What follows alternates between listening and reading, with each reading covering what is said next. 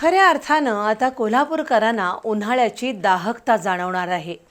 काळम्मावाडी धरणातील पाणी साठ्यातील घट आणि यंदा पावसाळा उशिरा सुरू होण्याची शक्यता अशा कारणांमुळे 30 एप्रिलपासून कोल्हापूर शहरात एक दिवसाआड पाणी पुरवठा केला जाणार आहे.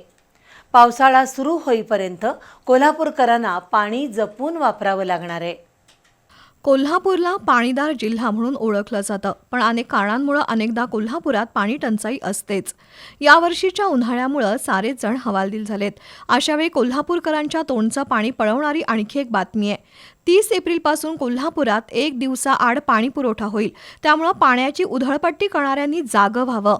संपूर्ण कोल्हापूर शहरात विविध भागांमध्ये कालबद्ध आणि नियोजनबद्ध एक दिवसाआड पाणी सोडलं जाईल. ज्या भागात 30 एप्रिलला पाणी येईल त्या भागात 1 मे रोजी पाणी पुरवठा होणार नाही आणि हे एक दिवसाआडचं चक्र शहराच्या निम्म्या भागात सुरू होईल. नियमित पावसाळा सुरू होईपर्यंत कोल्हापूर शहरात एक दिवसाआड पाणी पुरवठा होणार आहे. त्यामुळे पाईप लावून गाड्या धुणं, घराच्या किंवा दुकानाच्या दारासमोर पाणी मारणं, धुणं भांडी करताना नळ सुरू ठेवणं, आंघोळीसाठी शॉवरचं पाणी बदाबदा ओतून घेणं आता चालणार नाही.